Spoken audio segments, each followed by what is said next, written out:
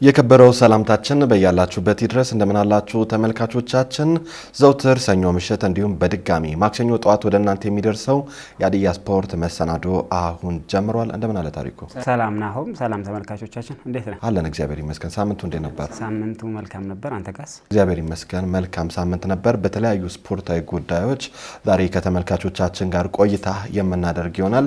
ርዕሰ ጉዳዮቻችንን በቅድሚያ ለማስታወስ ያክል የያሆዴ ካፕ ውድድር በሀዲያ ዞን ውስጥ በተለያዩ ወረዳዎች እንደሚደረግ ይታወቃል። በጃጁራ ከተማ አስተዳደር በትላንትናው ዕለት ጀምሯል። ሀዲያ ስፖርትም ተገኝቶ ለተመልካቹ የሚያደርሰው መሰናዶ ይኖረዋል ማለት ነው። 4 ጨዋታዎች ብቻ የቀሩት የኢትዮጵያ ፕሪሚየር ሊግ መርሃ ግብር በዛሬው ዕለት መካሄድ ጀምሯል። 33ኛ ሳምንት ከዚህ ጋር በተያያዘም አንዳንድ አነጋጋሪ ጉዳዮችን ለተመልካቾቻችን የምናደርስ ይሆናል።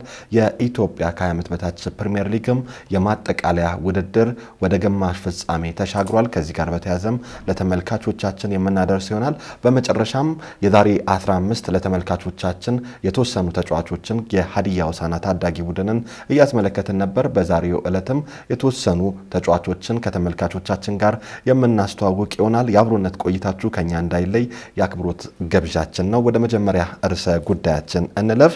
የያሆዴ ካፕን ይመለከታል። በጃጁራ ከተማ አስተዳደር በትላንትናው ዕለት ጀምሯል። ያሆዴ ካፕ እንደሚታወቀው በሀዲያ ዞን ውስጥ የሀዲያ ዘመን መለወጫ እንደሆነ ይታወቃል። ከዚህ ጋርም በተያያዘ ውድድሩን ልዩ ስያሜ በመስጠት ከበዓሉ ጋር በአንድ ላይ በዋዜማው የሚከበር የጨዋታ ወይም የእግር ኳስ ውድድር እንደሆነ ይታወቃል። የጃጁራ ከተማ አስተዳደርም በትላንትናው ዕለት መክፈቻውን አድርጓል። በጃጁራ ከተማ በተደረገው በዚህ የመክፈቻ ዕለት የማስ ስፖርትን ጨምሮ የመክፈቻ እግር ኳስ ጨዋታም ተደርጓል። ጃጁራ ከተማ ሀዲያ ዞን ውስጥ ካሉ ከተሞች ውስጥ አንዱ እንደሆነ ይታወቃል። ለሁለት ወራት የሚቆይ ውድድር የያሆዴ ካፕ ትላንትና በይፋ አስጀምሯል። በእለቱም ሀዲያ ስፖርት በስፍራው ተገኝቶ ነበር። የመክፈቻ ጨዋታዎች የማስ ስፖርትም ከሆሳዕና ከተማ ወጥቶ በሌሎች ከተማ አስተዳደሮች መካከል ላይ መካሄድ እንደሚጀምርም ጭምር ማሳያ የሆነ እንቅስቃሴ አድርገዋል። ጃጁራ ላይ የተለያየ ስፖርታዊ እንቅስቃሴ እንዳለ ከዚህ ፊት ሀዲያ ስፖርትን በቦታው ተገኝቶ ወይም በተለያየ መረጃ እንዳቀበላችሁ ይታወቃል። የያሆዴ ካፕ ለሁለት ወራት በጃጁራ ከተማ ብቻ ይካሄዳል። ከዛ የጃጁራ ምርጥ ተመርጦ በሀዲያ ዞን ውስጥ የሚካሄደው ሆሳዕና ከተማ ላይ የሚካሄድ ውድድር ምርጥ ስፖርተኞችን ለመመልመል የሚካሄድ ውድድር ነው። ትላንትና መክፈቻ ነበር። ደማቅ ስፖርታዊ እንቅስቃሴዎችም ነበሩ። ጨዋታውን ማራኪ ነበር እንደተመለከት ነው። በዛ ጨዋታ ላይ ያየናቸው እንቅስቃሴዎች አሉ። ወጣት ታዳጊ ተስፈኛ ልጆችም አይተናል። ከተማ አስተዳደሩም ለስፖርቱ ምን ያክል ትኩረት እየሰጠ እንደሆነም ጭምር ያየንበት ነው። ወደፊት ደግሞ ከ15 ዓመት በታች ከ17 ዓመት በታች ውድድር ለማካሄድ ፕሮጀክቶችም ለመጀመር እንዳሰበ ከተማ አስተዳደሩም ከከተማ ወጣቶችና ስፖርት ጽሕፈት ቤት ኃላፊ አንደበት የሰማናቸው ነገሮች አሉ። በኋላ ላይ ከነሱ አንደበትም እንሰማለን። ግን ጃጁራ በጣም ሊበረታታ የሚገባ ስራ እየሰራ እንደሆነ ተመልክተናል። በርካታ የስፖርት አፍቃሪያን የሚገኙበት ከተማ እንደሆነ ይታወቃል። የጃጁራ ከተማ ሀዲያ ዞን ውስጥ ስፖርት እንደሚወደድ ይታወቃል። የጃጁራ ከተማ አስተዳደርንም በትላንትናው ዕለት እንደተመለከትነው በርካታ የስፖርት ቤተሰብ ነበር መክፈቻው ስነ ስርዓቱ ላይ ተገኝቶ የውድድሩ መክፈቻ ላይ የነበረው ማለት ነው። ይህ ውድድር ለሁለት ወራት መደረጉ ደግሞ ለየት ያደርገዋል ብዬ አስባለሁ። ከዚህ በፊት በርካታ የያሆዴ ካፕ ውድድሮች ግፋቢል 2 ሳምንት አንዳንዱ ጋር ደግሞ 1 ሳምንት እንደሚቆይ ይታወቃል። የጃጁራ ከተማ አስተዳደር ግን ልዩ ትኩረት በመስጠት ይህንን ውድድር በሳምንት 2 ቀናቶችን እያደረገ ለሁለት ወራት ያክል ነው የሚያደርገው ማለት ነው። ይሄ ለተጫዋቾች ራሳቸውን እንዲያሳዩ እግር ኳሳዊ ፋይዳው የጎላ እንደሆነ ይታወቃል። በየቀኑ አንድን ተጫዋች ከምትጠቀመው ይልቅ ከአሰልጣኞች ጋር ጊዜ እየወሰደ ከጨዋታ ራሱን እያሻሻለ ነገ የተሻለ ቦታ እንዲደርስ እንደዚህ አይነት ሰፋ ያሉ የውድድር ጊዜዎች እጅግ ሚናቸው የጎላ ነው ማለት ይቻላል። በሂድረስ ይድረስ አይደለም እየተሰራ ያለው መሆኑን በደንብ የተመለከትንበት ነው።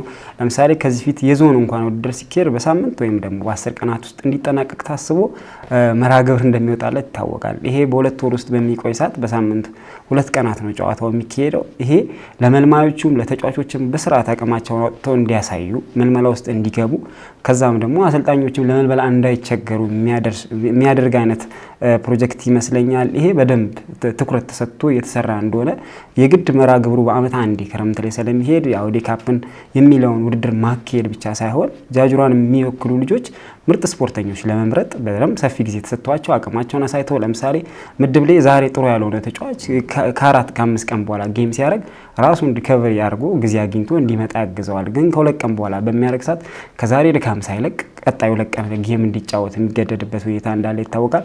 የዞኑ ላይ ራሱ ብዙ ጊዜ ተመልክተናል። ካየኸውን አሁን ሳምንት 10 በጣም በዛ ከተባለ 15 ቀን የሚቆየው ይሄ ደግሞ ልጆች ራሳቸውን እንዳያሳዩ አሰልጣኞች ደግሞ ተጫዋቾችን በትኩረት አይተው መልመላ እንዳካሄዱ እንቅፋት ሲሆን ተመልክተናል። 2 ወር ይቆያል። በሳምንት 2 ቀን የሚካሄደው ይሄ እንደ ሊግ ጨዋታ መቁጠር ይቻላል ብዬ አስባለሁ። ሊበረታታ የሚገባ ስራ እየሰሩ ነው ብዬ አስባለሁ። ከዚህ ፊት ሀዲያ ስፖርት ጃጁራ ተገኝቶ ነበር። የስቴዲየም መሰረተ ልማት ስራዎችን እንደሚሰሩ ቃል ገብተውልን ነበር። ትላንትና በተገኘን ሰዓት ላይ የስቴዲየም አጥር ታጥሮ ደጋፊዎች ወይም ደግሞ እግር ኳስ ተመልካቾች ወደ ሜዳ የሚገቡ ክፍያ እየከፈለ እንደሆነ መመልከትም ችለናል። ይሄ ምን ያክል አንድን ስራ ለመስራት እንቅስቃሴ በደንብ እያደረጉ እንደሆነ ይታወቃል። ስፖርት የሚያድገው በ3 ነገሮች እንደሆነ ይታወቃል። በእድሜ ክፍል ላይ ለምሳሌ በእድሜ እርከኖች ላይ ስትሰራ መሰረተ ልማት ስትሰራና አስተዳደር ስትሰራ ነው። ጃጁራ ግን ያንን 3ቱን ለመስራት ጥረት እያደረገ እንደሆነ የተመለከትንበት አጋጣሚ ነው ብዬ አስባለሁ። አዎ የጃጁራ ከተማ አስተዳደር ለስፖርቱ የሰጠው ትኩረት ይበል የሚያሰኝ ነው። ይበቃል ማለት አይደለም። ነገር ግን ከዚህ በፊት ከሚታዩ ጅምሮች ትንሽ ያደገ ነገር በመመልከታችን ነው ይሄንን ሁሉ ልናነሳ የቻልነው ማለት ነው። በትላንትናው ዕለት የያሁዴ ካፕ ውድድር ሲጀምር የከተማ አስተዳደሩ ከንቲባ አቶ ላይኩን ሱልዶሎን ጨምሮ የተለያዩ የክብር እንግዳዎች በቦታው ተገኝቶ ነበር። ታዲያ ከዚህ ጋር በተያያዘም ሀዲያ ስፖርት በጃጁራ ከተማ አስተዳደር ስፖርት ለማህበረሰቡ ከሚሰጠው ጠቀሜታ አንጻር ምን ስራዎች እየተሰሩ ነው ሲል ከከንቲባው ጋር ቆይታ አድርጓል። ቆይታውን ተከታትለን እንመለስ። ስፖርት ለማህበረሰቡ ዘርፈ ብዙ ጠቀሜታዎች አሉት። ለአብነት የሚያህል ማንሳት ቢያስፈልግ ማህበራዊ ጠቀሜታው፣ ኢኮኖሚያዊ ጠቀሜታ ብቻም አይደለም፣ ከዲፕሎማሲም አንጻር ከሰዎች ግንኙነት አንጻርም ከፍተኛ የሆነ ጠቀሜታ አለው። እንደምታወቀውም ስፖርት ለወዳጅነት ነው። ስፖርት ለሰላም ነው፣ ለፍቅር ነው፣ ለመተሳሰብ ነው። የስፖርቱን ቤተሰብ እንደ አካባቢያችንም እንደ ሀገርም ስናይ እርስ በርስ በመተሳሰብ በመፈቃቀር በመተጋገዝ የሚተካው የቤተሰብ ክፍል ይኖራል ብዬ አላስብም። ከዚህ አንጻር ትልቅ ፋይዳ አለው። ወጣቱን እርስ በርስ በማገናኘት ተሞክሮ እንዲለዋወጡ በማድረግ ያላቸውን ታለንት ሼር እንዲያደርጉ ከማድረግ አንጻር ከፍተኛ አስተዋጽኦ አለው። ከዚህም ባሻገር ኢኮኖሚያዊ ጠቀሜታውም እጅግ የጎላ ነው። አሁን ስፖርት ከዚህ ከማህበራዊ ጠቀሜታው በላይ ከኢኮኖሚም አንጻር ትልቅ ቦታ የሚሰጠው የስራ መስክም መሆን ችሏል። ከስፖርት ልማት አንጻር እንደ ከተማ አስተዳደራችን አንድ ከትኩረት መስካችን ውስጥ አንዱ ነው። በበጀት ዓመቱ መጀመሪያ ላይ ካቀድናቸው እቅዶች አንዱ የስፖርት ልማት ዘርፍ ላይ የሚሰሩ ስራዎች ናቸው። ይህንንም ለማሳለጥ የተለያዩ የስፖርት ቡድኖች በተለያየ የስፖርት ዘርፍ የእግር ኳስ ላይ፣ አትሌቲክስ ላይ፣ እጅ ኳስ ላይ፣ መረብ ኳስም ላይ ከተማ አስተዳደሩ በሌለው በጀት በጅቶ ፕሮጀክትም ጭምር እንዲኖር ይዘን እየሰራን ያለንበት አግባብ አለ። ለምሳሌ አሁን ላይ እየጀመርን ያለነው የጃጁራ ከተማ የህፃናት ከ15 ዓመት በታች ታዳጊ ህፃናት ላይ በሴቶችም በወንዶችም በከተማ አስተዳደሩ በጀት ፕሮጀክት ለመጀመር ቅድመ ዝግጅት አጠናቀን ያለንበት አግባብ አለ። በስፖርት ዘርፍ ላይ ምንም ድርድርም አናደርግም። ህዝቡም የሚፈልገው ይህንኑ ስለሆነ ከዚህ ባሻገር የመጀመሪያው ስፖርት ላይ እንደ ከተማ አስተዳደራችን እንሰራለን ብለን ያለ ነው። በተለይም የወጣቱን ተጠቃሚነት ከማረጋገጥም አንጻር ብቃት ያላቸው ስፖርተኞችን ለሀገርም ጭምር ከማፍራት አንጻር ኢንተርናሽናል ተጫዋቾችንም ለማፍራት ያቀደ እቅድ አቅደን እየተንቀሳቀስን አለ። ይህንንም እውን ለማድረግ የመጀመሪያ እንሰራለን ብለን ያልነው የጃጁራ ከተማ አስተዳደር ሁለገብ ስቴዲየም ግንባታ ነው። ይህንን ግንባታ እንደምታዩት የአጥር ስራውን ጨርሰናል። በፌዝ ከፍለን ነው ስንሰራ የነበረውና የመጀመሪያው ፌዝ ቦታውን ከይገባኛል ነጻ አድርጎ ማጠር የሚል ነው። ይህንን ኦልሞስት ጨርሰናል፣ አጥራጥረናል፣ ከይገባኛልም ነጻ አድርገናል። ቀጣይ ላይ ያለው ቀጣይ ስራዎች ናቸው። ሁለተኛ ፌዝ ላይ መሰራት ያለባቸው ስራዎች ናቸው። እነዚህም በዋናነት የስታዲየም ግንባታን የሚያካትት ነው። ስታዲየማችን ብዙ ኮምፖነንቶች ያሉት ነው። አንዱና ዋንኛው እዚህ ጋር ትሪቢዩል ይሰራል። እዚህ ጋር ሜዳ ይሆናል። ይሄ ሜዳ ራሱ ነው የሚሆነውና ከትሪቢዩሉ በስተጀርባ ደግሞ የእጅ ኳስ ሜዳ የእጅን 3-in-1 የሚባለውን ግራውንድ ቴኒስንም ጭምር አራተኛ አድርገን የሚሰራበትን የኮንክሪት ሜዳ ለመስራት አጠቃላይ ዲዛይኑ ተጠናቆ ያለበት አግባብ ነው ያለው። በቅርቡ እግዚአብሔር ቢፈቅድ የፌስቡክ ቻሌንጅ የሶሻል ሚዲያ ቻሌንጆችን ጀምረን ወደ ስራ የሚንገባ ነው የሚሆነውና በዋናነት ፍትሃዊ የሆነ የሀብት ክፍፍል እንዲኖርም ጭምር የወጣቱን ተጠቃሚነት ከማረጋገጥም አንጻር ወጣት ላይ የሚሰራ ማህበራዊ ዘርፍ ላይ የሚሰራ ስራ የማይተካ ሚና ያለውም ስለሆነ ከዚህ ረገድ በነዚህ ተግባራት ላይ ልዩ ርብርብ ለማድረግ ቅድመ ዝግጅት እያደረግን ያለንበት አግባብ ነው ያለው። ተመልሰን መተናል። ተመልካቾቻችን መከታተል እንደቻልነው አቶ ላይኩን ሱልዶሎ ለማንሳት እንደሞከሩት የጃጁራ ከተማ አስተዳደር ቅድም አንተ ለመግለጽ እንደሞከርከው በሁለት ነገሮች ላይ እየሰራ ይገኛል። በተለይም ደግሞ ከታዳጊዎች ምልመላ ጋር በተያያዘ የራሱን ፕሮጀክት ለማቋቋም እየሰራ እንደሚገኝ ተናግረዋል። ከዚህ በፊት የተለያዩ ፕሮጀክቶች በተለያዩ አካባቢዎች ላይ ሲመሰረቱ በርካታ ጊዜ ወይ ከፌዴራል ወይም ደግሞ ከክልል ነው እነዛ ፕሮጀክቶች የሚመሰረቱት። የጃጁራ ከተማ አስተዳደር ግን በራሱ ተነሳሽነት አንደር 15 ልጆችን ለማስጀመር እቅድ ይዞ እየተንቀሳቀሰ እንደሆነ መመልከት ችለናል። ከስቴዲየም ግንባታ አንጻርም ወደ በኋላ ተመልሰን አንዳንድ ሀሳቦች እናነሳለን። ከታዳጊዎቹ አንጻር ግን ጥቂት ነገር እንበል። ፕሮጀክት የግድ ነው።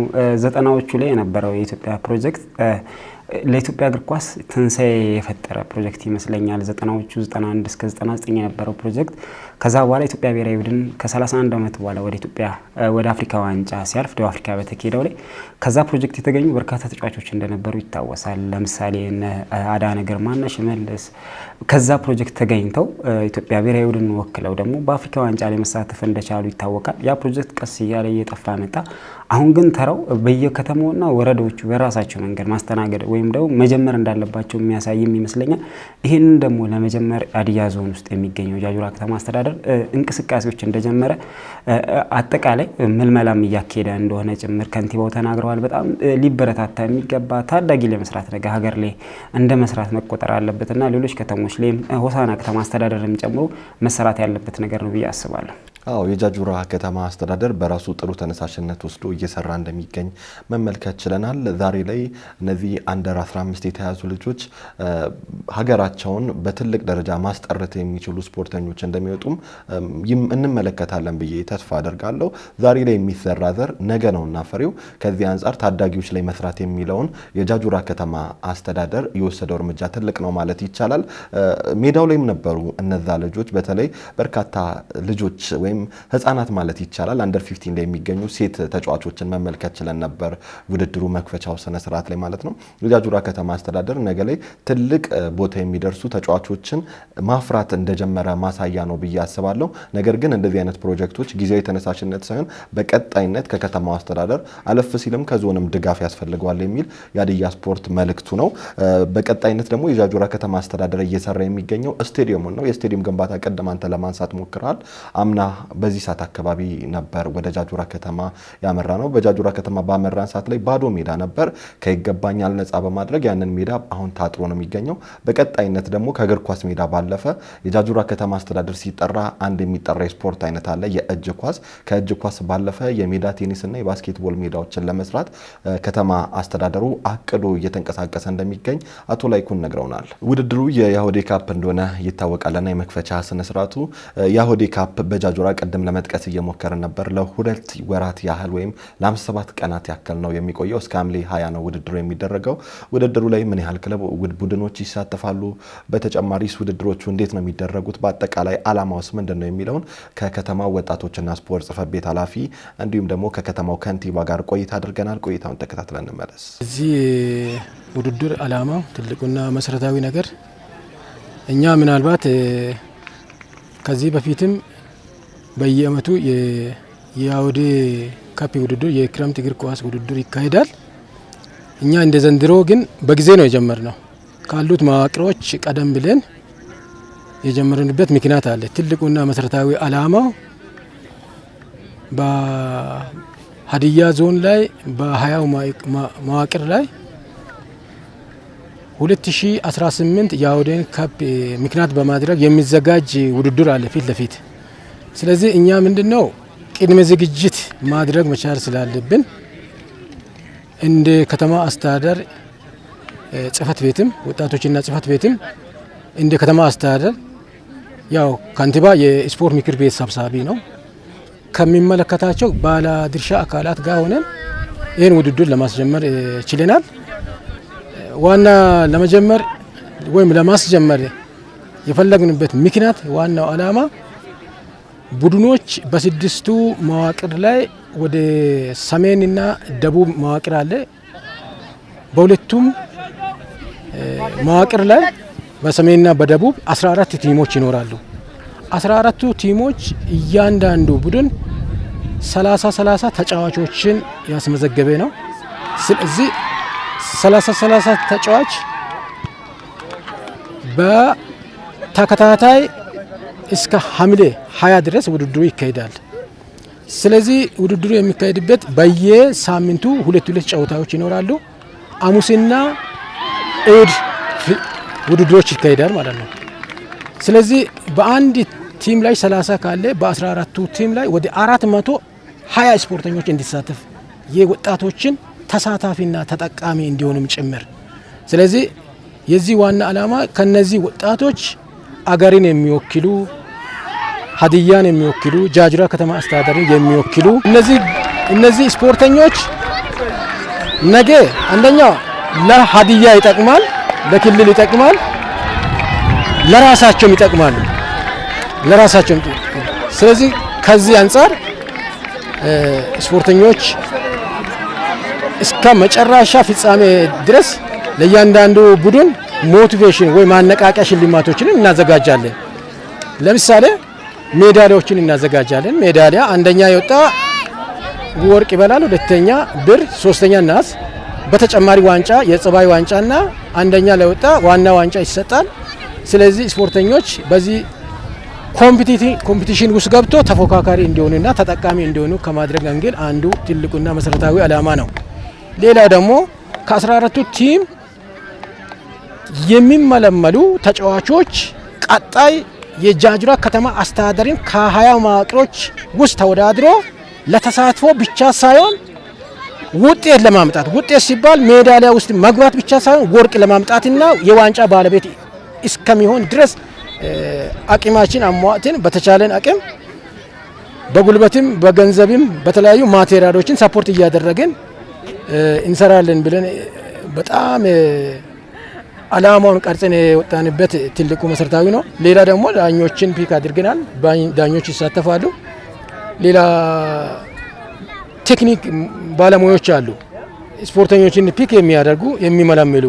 ከዛ ምናልባት ውድድሩን ከጨረስን በኋላ ለ15 ቀን ወይም ለ10 ቀን የተመለመለው ስፖርተኞች አንድ ላይ ሆኖ እንዲሰሩ ሁለት አሰልጣኞችን ፒክ አድርገን እነሱ እንዲያሰሩ ጭምር የታቀደ ዓላማ አለው። የአሁዴ ካፕ ጨዋታ ነው። በእኛ ደረጃ በጃጅራ ከተማ አስተዳደር ዛሬ ላይ ላውንች ያደረግነው የዚህ ጨዋታ ትላልቅ ዓላማዎች ውስጥ ሁለቱን ብቻ መጥቀስ ቢያስፈልግ አንደኛው ባህላችንን ፕሮሞት ማድረግ ነው፣ ማስተዋወቅ ነው። ለማያውቁት የአሁዴ ማለት ምን ማለት ነው፣ ለምንድነው የአሁዴ ጨዋታ በየአመቱ በዚህን ሰዓት ላይ የሚደረገው ምንን ታሳቢ ባደረገ ነው የሚለውን ስናነሳ ባህላችንን ፕሮሞት ለማድረግ የአሁዴን በተለይም የሀዲያን ብሔር አዲሱን የዘመን መለወጫ ምክንያት በማድረግ ነው። ሁለተኛውና ሌላኛው ዋንኛው ዓላማ የዚህ ተተኪ ተጫዋቾችን ማፍራት ነው። ተተኪ ተጫዋቾችን አገር ላይ እኛን ወክለው የሚጫወቱትን በዞን ደረጃ ባለው በሀዲያ ሆሳዕና ክለብም በሌሎች ክለቦችም ላይ እኛን ተክተው የሚጫወቱ ተጫዋቾችን የማፍራት ዓላማ ነው ያለው። ቅድም ካልኩም አንፃር አንደኛው እነዚህ ተጫዋቾች በሚሄዱበት ባህላችንን ፕሮሞት ያደርጋሉ፣ ህዝባችንን ያስተዋውቃሉ፣ አኗኗራችን ዘዬያችንን ሁሉም ነገር ፕሮሞት የማድረግ ስራ ይሰራሉ። ሁለተኛ ደግሞ ኢኮኖሚንም ጭምር ያመነጫሉ ለአካባቢው። የዚህ አካባቢ ሰው ለየት የሚያደርገው አካባቢውን ይወዳል፣ ሌላውም ይወዳል። የጃጅራ ግን በተለየ መልኩ ይወዳል። ጃጅራ ካል ከየት የሚኖር አሜሪካ የሚኖር ደቡብ አፍሪካ የሚኖር አረብም ትኖር በጃጅራ ጉዳይ ላይ ሁሉም ይስማማል። ሽማግሌውም፣ አዛውንቱም፣ ወጣቱም። ስለዚህ እዚህ ጋር ሰርተ ጥሩ ተጫዋቾችን ማምረት ቻልክ ማለት ኢቭን በሌሎችም ዘርፍ በዚህ ልክ መስራት ቻልክ ማለት ጃጁራ ላይ ኢንቨስት እያደረክ ነው ማለት ነውና ከዚህ አንጻር ነው እንደኛ ከተማ አስተዳደር ከየትኛውም ተግባር አስቀድመን ትኩረት ሰጥተን በወጣቱ ጉዳይ ላይ የምንሰራው እና ፋይዳው እጅግ የጎላ ነው እንደ ከተማ አስተዳደራችን። በመከታተል ላይ የምትገኙት ተወዳጁን የሀዲያ ስፖርት መሰናዶ ነው። መሰናዷችን አሁንም እንደቀጠለ ነው የሚገኘው። በጃጁራ ከተማ የምናደርገው ቆይታ አልተጠናቀቀም። የያሆዴ ካፕ ውድድር በትላንትናው ዕለት መክፈቻውን ሲያደርግ በሁለት ቡድኖች መካከል የመክፈቻ ጨዋታ ተደርጓል። በሳተላይትና በሁለተኛ ጃጁራ በተባሉ ቡድኖች መካከል ሳተላይት 2-0 ማሸነፍ ችሏል። ሳተላይት የአምና ሻምፒዮን መሆኑ ይታወቃል። ያው ሳተላይት ያምናው ሻምፒዮን እንደሆነ ይታወቃል። በትላንትናው ዕለት በተካሄደው መክፈቻ ጨዋታ ላይም ጃጁራ ሁለተኛ ጃጁራን 2-0 በሆነ ውጤት በማሸነፍ ችሏል። ያምና ቡድን እንደሆነ ይታወቃል። የተሰጡት ግምቶች ጠንካራ እንደነበሩ ቡድኑ ውስጥ ወጣት ተጫዋቾች በጣም ተስፋ ያላቸው ተጫዋቾችን መመልከት ችለናል። በጨዋታው ላይ የነበረው እንቅስቃሴ ምን ይመስላል? ከአሰልጣኝ ከተጫዋቾች ጋር ያደረገው ቆይታ አለ። ተከታትለን እንመለስ። ውድድሩ በጣም አሪፍ ነበር። ያው ሁለቱ ቡድኖች ሰርተው እንደመጡ ከጨዋታው ተረተናል። እንደሰራን እንደለፋታችን ያው ማሸነፍ ችለናል። ያው ሁለት ቡድን ማሸነፍ አይችልም፣ ያው የሰራ ያሸንፋል። በዛ ሁኔታ አሸነፈን ወጥተናል። ጨዋታው በጣም ከባድ እንደሚሆን ቤት ላይም ገምተን ነው መጣነው እንዳለ ነው። ያው አምናም ሻምፒዮና የሆነ ክለብ ነው። በዛ ላይ ደግሞ ለቢ ያለው ልጆችን ጥሩ ልጆች አሉ እና ደረጃ ካፒቴን ቢ የሆኑት አሉ። ስለዚህ ያው ፉክክሩ በጣም አሪፍ ነው። ደስ የሚል ጊዜ ነው እነሱ በማሸነፋቸው። ያው ኮንግራ ለነሱ። ውድድሩ አሪፍ ውድድር ነው። እዚህ ክረም በጋ ሙሉ እየሰራ የለፉ ልጆች አሉ። ከዚህ ሰርቶ ያወደ ካፕ ላይ ሄዶ ራሳቸውን ማሳያት ይችላል። እዚህ ሰርቶ በጣም ከሰራ ልጆቹ በጣም እየሰሩ ነው። እንደዚህ አይነት ያሉ ውድድሮች ለወጣት ተጫዋቾች ለወጣቶች ጠቀሜታው የጎላ ነው የሚሆነው። ያ ምንድነው ራሳቸውን ያሳያሉ በዓለም መድረክ በሀገር መድረክ ራሳቸውን እንዲያሳዩ ከዚህም አልፎ ለሀዲያ ሆሳዕና መጫወት እንዲችሉ የሚችሉበትን አቅማቸውን የሚያሳዩበት ነውና የአዋዴ ካፕ ላይ ያው ራሳቸውንም አካባቢያቸውንም ባህላቸውንም ትውፊታቸውንም ደግሞ የሚገልጹበት ውድድር ይሆናል ብዬ አስባለሁ። ከቡድናችንም ደግሞ ያው ወደ ዋና ቡድን ያድጋሉ ብለን ተስፋ የምናደርጋቸው ተጫዋቾች አሉ። የአዋዴ ካፕ ውድድር በጣም ጠቀሜታ አለው። አጠቃላይ እንደ ሀዲያ ስንወስድ ያው ብዙ ወጣቶች የሚታይበት ነው። ቢያንስ አልፈን ማንሳት እንችላለን። በብሔራዊ ቡድን በሀዲያ ብሔራዊ ቡድን ላይ ያለው ልጆች እና ብሩክ መርቆስ ያሉ ልጆቹ እና ተመስገን ብራኑ ያሉት ልጆቹ እና መለሰ መሻማ ያሉት ልጆቹ ከዛ ነው የተነሱት። ከአዋዴ ካፕ ነው የተነሱት። ከዛ ደግሞ የአዋዴ ካፕ ራሳችንን የምንገልጽበት እና ደግሞ ተጫዋቾችንም ወደ ቢም ወደ ብሔራዊ ሊግም ከፍ የምናደርግበት ጨዋታ ስለሆነ በጣም ደስ ይለኛል። የዚህ መጀመሪያ ዋንጫ ማሳካት ፈልጋለሁ። ከዛ በኋላ ሄደን የአዋዴ ላይ ይዛ መጫወት እንፈልጋለን። አምና አሸንፈናል። እንደ ዘንድሮም እየሰራንበት ነው ያለው። ዋና አላማችን ያው ወጣቶችን ማሳየት ከዛም አልፎ ለቡድናችን ዋንጫ ማምጣት ነው። አምና እንዳመጣን ዘንድሮም ዋንጫ እናመጣለን፣ እናሸንፋለን ብለን ተስፋ እናደርጋለን ከጌታ ጋር። መጀመሪያ ሽምተት አይተናል። አሁን ቀጣይ ያን ሽምተቱን አስተካክለን ያለውን ክፍተት ቦታ አሟልተን ሰርተን እንመጣለን። ያው የሰራንበት ያለው ትንሽ ስህተት ያው ተሸንፈናል፣ በጸጋ ተቀብለን እንሄዳለን። በቀጣይ ሰርተን መተን አሁን እኔ ማሳካት የሚፈልገው አንደኛ ልጆች እንዲታይ በቃ ዋናው አላማው ልጆች እንዲታይ ብቻ ነው። ያው ዋንጫው አይደለም። ዋንጫው እኛም ብናነሳ ሳተላይቱም ሌላም አለ 14 ቡድን አለው። 14 ቡድኖች ላይ ያለው ልጆች ያው የሰራ ያነሳል። እኔ አምናለሁ የሰራ ቲም ያነሳል። በዛ ላይ ዋና አላማው እኔ ልጆች በዛ ላይ መጨረሻ እንኳን ቢወጣልኝ ልጆች ብታዩ አሪፍ ነው የሚል ሀሳብ ነው ያለኝ። ከተጫዋቾች ከአሰልጣኞች ጋር ያደረግነውን ቆይታ ተከታትለን ተመልሰናል። ተጫዋቾቹ እስከ ፍጻሜ መድረስ እንደሚችሉም ጠቅሟል። አሰልጣኞቹ ዋና ዓላማችን በውድድሩ ላይ ተጫዋቾችን ለከተማው ማስመረጥ ነው የሚል ከዛ ደግሞ የተሻለ ቦታ እንዲደርሱ ማገዝ ነው። ውድድሩ ማሸነፍ ብቻ ሳይሆን የተሻለ ተጫዋቾች ከተማውን ወክለው በዞን ውድድር ላይ የተሻለ ነገር እንዲያመጡ ማገዝ ነው ዋነኛ ስራችን የሚል ሀሳብ አንስተዋል። አዎ ይሄ ውድድር በዋናኛነት እንደሚታወቀው በርካታ ጊዜ የክረምት ውድድር ላይ የአውዴ ካፕ በዞኑ በሚደረግ ውድድር ላይ ወጣት ተጫዋቾች ለሀዲያ ዞን ታዳጊው ቡድን ወይም ከዓመት በታች ቡድን እንደሚመለመሉ ይታወቃልና ከዚህ ጋር በተያያዘም ትኩረት ተሰጥቶ ተጫዋቾች ጋር እንደማነሳሻ የሚጠቀሙት ይህንን ውድድር ራሳቸውን ለማሳየትና ራሳቸውን ለማስመረጥ ነውና ከዚህ ጋር በተያያዘም በጃጁራ ከተማ የሚገኙ አሰልጣኞች ያነጋገርናቸው ሁለቱም አሰልጣኞች በሚባል ደረጃ ተጫዋቾቻቸውን ለታዳጊ ቡድን አለፍ ሲልም ለዋናው ቡድን ማብቃት መሆኑን ተናግረዋል። እንደ ውድድር ደግሞ ዋንጫ ማንሳት ሌላኛው ስኬታቸው መሆኑን ተናግረዋል ማለት ነው። የአውዴ ካፕ ውድድር እስከ ሐምሌ 20 ድረስ ነው በጃጁራ ከተማ አስተዳደር የሚቀጥለው። ከዛ በኋላ ናሴ ውስጥ የሀዲያ ዞን የወረዳዎች ውድድር ወይም በሀዲያ ዞን የሚደረገው አጠቃላይ ውድድር የሚደረግ ይሆናል ማለት ነው። ጃጁራ ከተማ ሲነሳ የእጅ ኳስ ይነሳል በተደጋጋሚ በተለይም ባለፉት በተደረጉ በታዳጊ ፕሮጀክቶች ውድድር ላይ ሀዲያን በመወከል የጃጁራ ከተማ አስተዳደር ጥሩ ውጤት ማስመዝገብ ችሎ ነበር። በማዕከላዊ ኢትዮጵያ ላይም በርካታ ልጆች ክልሉን መወከል ችለው ነበር። ከዛም ባለፈ 4 ሴቶችና 2 ወንዶች በኢትዮጵያን በመወከል ኡጋንዳ በተደረገ ውድድር በሴቶች እንዲሁም ደግሞ 2 ልጆች በቀጣይነት ሀገራቸውን በወንዶች እንደሚወክሉ ያገኘነው መረጃ ያመላክታል ማለት ነው። የእጅ ኳስና ጃጁራ በበርካታ ነገሮች ተያይዘው ይገኛሉ። የእጅ ኳስ ውድድር ጃጁራ ላይ ከዚህ ፊት ሀዲያ ስፖርት ሄዶ ሰርቷል። ብዙ ትኩረት እየተሰጠው ባይሆንም ግን ልጆቹ በራሳቸው ጥረት አሰልጣኞቻቸው በሚያግዟቸው በተለያዩ ወይም ደግሞ በተወሰኑ ባለሙያዎች አማካኝነት በሚያገኙት ድጋፍ ልጆቹ ጠንካራ ስራ እየሰሩ እንደሆነ ይታወቃል።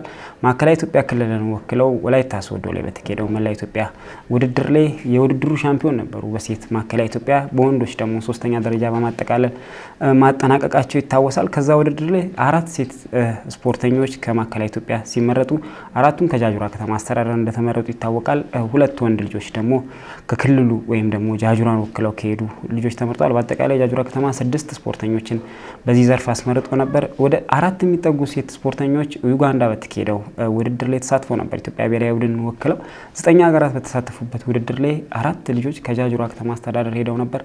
እዛ ሄደው የተሳካ ቆይታ አድርገው እንደመጡም ጭምር ምናልባት ቀጣይ ሳምንት ልጆቹን አግኝተን የምናቀርባቸው ነገር ይኖራል። ከተጫዋቾቹ አንደበት የምንሰማው ነገር ይኖራል። በዚህ ሳምንት ግን የከተማ አስተዳደሩ በእነዚህ ልጆች ላይ ምን አይነት ስራዎችን ሰርቷል፣ ምንስ እቅድ አለ ወደፊት፣ በአጠቃላይ ይሄ ስኬት በመምጣቱ ምን ይሰማቸዋል የሚል የተወሰነ ቆይታ አድርገናል። ተከታትለን እንመለስ።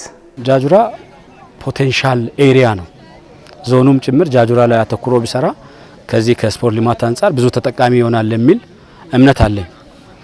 ከዚህ ውስጥ ለአብነት የሚጠቀሰው በጣም ውጤታማ የሆኑት የእጅ ኳስ ቡድን ነው። የእጅ ኳስ ቡድን ከዚህ ቀደም በኢንስትራክተር ኃይሌ የተጀመረ ነው። ለኢንስትራክተሩ ልዩ አድናቆት አለኝ። ብዙ ዋጋ ከፍሏል። ያው ልፋቱም መና አልቀረም። እነዚህ ተጫዋቾች በፌዝ አሉ። የመጀመሪያ ፕሮጀክት አለ፣ ቀጥሎ ያለው አለና የዚህ ዙር ተጫዋቾች ላይ በጣም ልዩ የሚያደርገው ቅድም መግቢያ ላይም ሳወራ እንደነበረው ለየት የሚያደርገው የዛሬውንም ውድድር ልዩ የሚያደርገው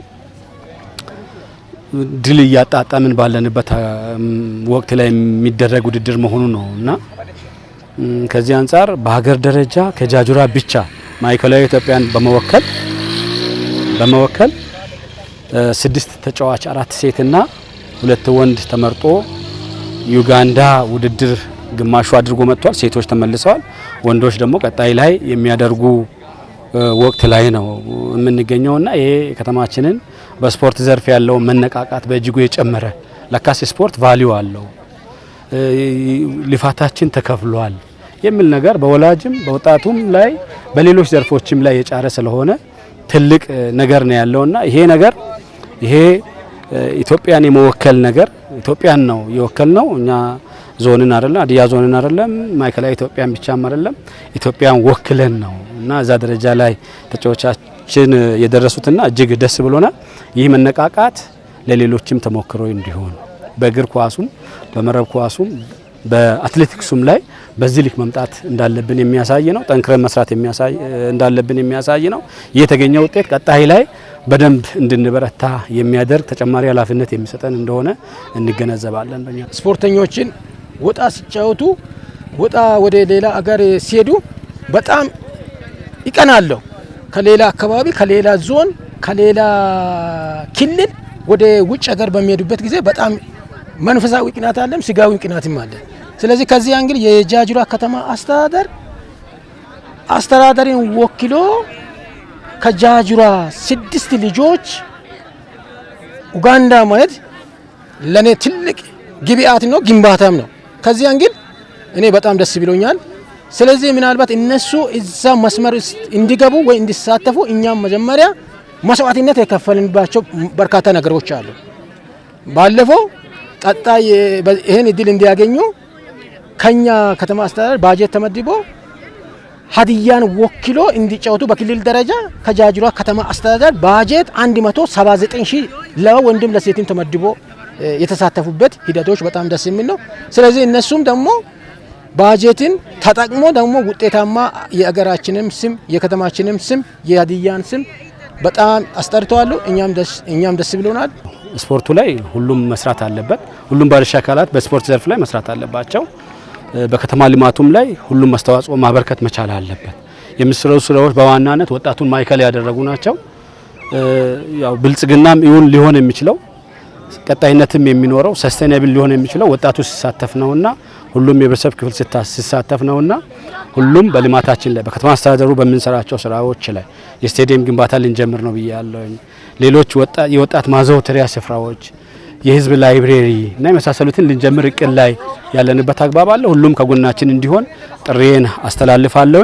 በመጨረሻም እኛ ይህንን ጨዋታ የምንጫወተው ያሆዴን የምንጫወተው ለተሳትፎ አይደለም። በዞን ደረጃም ውጤት ለማምጣት ነው የምንጫወተው፣ ለዋንጫ ነው የምንጫወተውና እዛም አካባቢ ያሉ ነገሮች ተስተካክለው ቆንጆ ጨዋታ ተጫውተን ውጤታማ እንድንሆን እመኛለሁ። ያው ያሆዴ መስቀላ ኢቭ ላይ ነው ያለነው፣ ዋዜማ ላይ ነው ያለነውና ከወዲሁ እንኳን አደረሳችሁ ማለት እንፈልጋለን። ተመልሰናል ተመልካቾቻችን። በቀጣይ ቃል እንገባለን ለተመልካቾቻችን አራቱንም ሴት ስፖርተኞች በቀጣይ ሳምንት በኡጋንዳ የነበራቸው ቆይታ ምን ይመስላል፣ ምንስ ልምድ ይዘው መጡ፣ ወደፊት ምን ያስባሉ ከሚለው ጋር ከሀዲያ ስፖርት ጋር ቆይታ የሚያደርጉ ይሆናል። አዎ የእጅ ኳስ ውድድር በሀዲያ ዞን ውስጥ ምን አይነት ቦታ ተሰጥቶት እየተሰራ ነው የሚለው በበርካታ ጉዳዮች ጥያቄ የሚያስነሳ ነው። ውድድሮች ከሜዳ ላይ እንደጠፉ ይታወቃል። የጃጁራ ከተማ አስተዳደር ግን በፕሮጀክት ደረጃ ያው በክልሉ የሚደገፍ ፕሮጀክት እንደነበረው አምናም አንስተን ነበር። ከዛ ጋር በተያያዘ 4 ልጆችን ለብሔራዊ ቡድን ማስመረጥ ተችሏል። ከዚህ በላይ ቢሰራ ከጃጁራ ብቻ ሳይሆን ከሌላ ከዞኑ ላይ ከሚገኙ ወረዳዎችም ልጆች መገኘት እንደሚችል በርካታ ማሳያ ነው ብዬ አስባለሁ። ወደ ቀጣይ ርዕሰ ጉዳያችን እናልፋለን። ከመሸጋገሪያ በኋላ ተመልሰን እንመጣለን። ከመሸጋገሪያ በኋላ ተመልሰን መጥተናል። ተመልካቾቻችን በመከታተል ላይ የምትገኙት የሀዲያ ስፖርት መሰናዶ ነው። የኢትዮጵያ ፕሪሚየር ሊግን ወደ ተመለከተው ርዕሰ ጉዳያችን እንለፍ። የኢትዮጵያ ፕሪሚየር ሊግ ወደ ማጠቃለያው ደርሷል። 19 ቡድኖች ወይም 19 ክለቦች ይሳተፉበታል ተብሎ የጀመረው የኢትዮጵያ ፕሪሚየር ሊግ በ18 ክለቦች መካከል የ2017 የውድድር ዓመቱን እያደረገ ደርሶ ወደ ማጠቃለያው ተቃርቧል። 4 ጨዋታዎች ብቻ ቀርተውታል። በዛሬው ዕለት የተደረጉ 2 ጨዋታዎች በሱፐር ስፖርት የቀጥታ ስርጭት ማግኘት ችለዋል። በርካታ ሳምንታት ጨዋታዎቹ በሱፐር ስፖርት መተላለፍ እንዳልቻለ ይታወቃል። የኢትዮጵያ ፕሪሚየር ሊግ በዘንድሮ የውድድር ዓመት ከተላለፈው ጨዋታ ይልቅ ያልተላለፈው ይበልጣል ማለት ይቻላል። ከተለያዩ ጉዳዮች ጋር በተያያዘ ሱፐር ስፖርት የቀጥታ ስርጭት ሽፋኑን አልሰጠም ነበር። ቀጣይ 4 ሳምንታትን ወይም 4 ጨዋታዎችን ግን በሱፐር ስፖርት እንደሚተላለፍ ታውቋል ማለት ነው። 4 ሳምንታትም በአጠቃላይ ሱፐር ስፖርት ስርጭቱን እንደሚያካሄድ አዳማ ላይ በሚኖረው ቆይታ እንደሚያካሄድ ያገኘነው መረጃ ያሳያል። ዛሬም ደግሞ የተላለፉ 2 ጨዋታዎች እንደነበሩ ተመልክተናል። በአጠቃላይ በመጨረሻዎቹ ሳምንታት ላይ ከሚነሱ ውዝግቦች አንጻር የስርጭት ቀጥታ ስርጭት መኖሩ ይበል የሚያሰኝ ይመስለኛል። ያው በፌስቡክ ገጽ በኢትዮጵያ እግር ኳስ ፌዴሬሽን ወይም ደግሞ ሼር ካምፓኒ ፌስቡክ ገጽ እየተላለፈ እንደነበር ይታወቃል። ግን የጥራት ጉዳይ መልሶ መልከታ ብዙ ባለማግኘታችን ምክንያት የሚነሱ ጉዳዮች አሉ።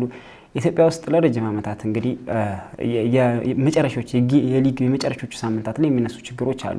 የጨዋታ ማጭበርበር፣ ክለቦች አንድን ክለብ ለማትረፍ የሚደረግ አንድ ክለብ ወደ ዋንጫው በሚሄድ ጉዞ ውስጥ የሚሰሩ ፌቨሮች እንዳሉ ይነሳል። አሁን በተደጋጋሚ እየሰማን የምንገኘውም ይሄ እንደሆነ በደንብ ተመልክተናል። ላለፉት 2 ሳምንታት የነበሩ ጭቅጭቆች ነበሩ። ከዛ አንጻር በርካታ ችግሮች የተነሱበት የሚገኘው ኢትዮጵያ ፕሪሚየር ሊግ 33ኛ ሳምንት ዛሬ ጀምሯል። ባለፈው ሳምንት ብዙ ጭቅጭቆች ነበሩት። የመውረድ ያለ መውረድ የዋንጫ ነገር ኦሬዲ እኔ የዋንጫ ጉዳይ ያለቀ ነው የሚመስለኝ። ኢትዮጵያ መድን የ2017 ዓ.ም ሻምፒዮን ሆነ ብዬ መናገር እችላለሁ በድፍረት እየሄደ ከሚገኝበት መንገድ አንጻር ከቀረውም 4 ጨዋታ አንጻር ጥሩ ነው ብዬ አስባለሁ። ግን 4 ወራጅ ክለቦች እስካሁን አልተለዩም። ከሁለቱ ውጭ ወልዋሎ ዓዲግራትና ሽረ እንዳስላሴ ውጭ ሁለቱ አልተለዩም። እነማን ሊወርዱ ይችላሉ የሚለው ውስብስብ ሆኗል። አዎ ሽረ እንዳስላሴ ባለፈው ሳምንት ነው መውረዱን ያረጋገጠው። ወልዋሎ ቀደም ብሎ ነበር መውረዱን ያረጋገጠው። ሁለቱ ክለቦች እነማን ናቸው የሚለው ግን በብዙ መልኩ አጨቃጫቂና ቀደም ለመናገር እንደሞከርከው መልቀቅ የሚባለው አማርኛ ወይም ደግሞ ከአቅም በታች መጫወት የሚለው ነገር በተደጋጋሚ እየተነሳ ይገኛል። የኢትዮጵያ ፕሪሚየር ሊግ ሼር ካምፓኒ ባሳወቀው መሰረትም 10 ጨዋታዎችን ከዚህ ጋር በተያያዘ ምርመራ እያደረገ እንደሆነ ለመግለጽ ሞክሯል። በተለይ በመጨረሻ ሳምንት የሚደረጉ ጨዋታዎች ከገንዘብ አንጻር ከአካባቢነት አንጻር ከተለያዩ ጉዳዮች ጋር በተያያዘ ቡድኖች ወይም ክለቦች ላይ እርስ በእርስ የውጤት ማስቀየር ስራዎች ይሰራሉ ተብሎ ይጠበቃል። የኢትዮጵያ እግር ኳስ ደግሞ ከዚህ ጋር በተያያዘ በርካታ አጨቃጫቂ ጉዳዮች ከዚህ በፊትም ተፈጥረው እንደሚታወቅ ይታወቃል። ከዋንጫ ጋር በተያያዘ ከመውረድ ጋር በተያያዘ እናስታውሳለን። የኢትዮጵያ ንግድ ባንክ ለመጨረሻ ጊዜ የወረደበት አመት ላይ ካሁን በኋላ ራስ ሊግ ቡድኑን አፍርሽ ያለው ያለበት ዋና ምክንያት የውጤት ማስቀየር ስራዎች ተሰርቷል ብሎ በራሱ በኩል ስላመነ ነበር። ከዚህ ጋር በተያያዘ የሊግ ካምፓኒው 10 ጨዋታዎችን ቶሎ መርምሮ ቢያሳውቅ ለቀጣይ ጨዋታዎች እጅግ ወሳኝ ናቸው ማለት ይቻላል። ነገር ግን ውስብስብ ነው ብዙ ነገሩ እንደሚታወቀው። ወራጅ ቀጠና ውስጥ ያለየለት ወራጅ ቀጠና ውስጥ ላይ በሚገርም ሁኔታ ከሲዳማ ቡና ታች ያሉ ክለቦች በአጠቃላይ የመውረድ ስጋት አለባቸው። በሂሳባዊ ስሌት መሰረት ሲዳማ 46 ነጥቦች አሉት። ወራጅ ቀጠናው ላይ ጫፍ ላይ የሚገኘው መቀለ ነው። መቀለ 34 ነጥቦች ነው ያሉት። መቀሌ ታዲያ ከሲዳማ በ12 ነጥብ ነው። ምናልባት የጎል ዲፈረንሱ ለየት ልዩነቱ ትንሽ ሰፋ ያለ ስለሆነ ከሲዳማ ቡና በታች ያሉት መቻልን ጨምሮ ያሉ ክለቦች የመውረድ ስጋት ተጋርጦባቸዋል በሂሳባዊ ስሌት መሰረት። ነገር ግን ከነዚህም በላይ አደጋ ክልል ውስጥ የሚገኙት አዳማ ከተማ፣ መቀሌ፣ ኢትዮ ኤሌክትሪክ፣ ፋሲል ከተማና ድሬዳዋ ከተማ፣ አርባ ምንጭ በዋናነት ከመውረድ ስጋት ጋር በተያያዘ ስማቸው እየተነሳ ይገኛል። የመቀሌና የፋሲል ጨዋታም በብዙ መልኩ ባለፈው ሳምንት ወሳኝ እንደነበረ መመልከት ችለናል። አቻ ነበር የተጠናቀቀው ይሄ ጨዋታ። ፋሲል ምናልባት ቢያሸንፍ ራሱን ከወራጅ ቀጠናው በጥቂት ማራቅ ይችል ነበር። መቀሌም ቢያሸንፍ ራሱን ማራቅ ይችል ነበር። ከዚህ ጋር በተያያዘ ነጥቡ ባቻ መጠናቀቁ አሁንም የነሱ ጉዳይ እንዳለየበት መመልከት ችለናል ማለት ነው። ከሻምፒዮና ጋር በተያያዘ ቀደም ለማንሳት ሞክራል። ኢትዮጵያ መድን ሊጉን በሰፊ ነጥብ ከመምራት ባለፈ በጨዋታዎች ላይ የሚያሳየው ወጥ አቋም ከጨዋታ ጨዋታ ራሱን እያሻሻለበት የሚሄድበት መንገድ ለሻምፒዮናነት ቅድሚያ እንዲሰጠው ያደርጋል። ኢትዮጵያ ንግድ ባንክ ባለፈው ሳምንት ተሸንፎ ነበር በኢትዮጵያ ቡና። ነገር ግን ከሲዳማ ቡና ጋር ሲገናኝ ደግሞ አሸናፊ ቡድን ሆኖ ነው የተመለሰው። ይሄ ደግሞ የሻምፒዮና ቡድኖች አንዱ መገለጫ እንደሆነ መመልከት እንችላለን። የኢትዮጵያ ፕሪሚየር ሊግ ላይ በርካታ ጊዜ እንደ እንከን ወይም ደግሞ እንደ ጉለት የምናነሳው ነገር ቢኖር አንድ ክለብ መሸነፍ ከጀመረ በዛው እየተሸነፈ ወይም ደግሞ አቻ እየወጣ ነው የሚቆየው።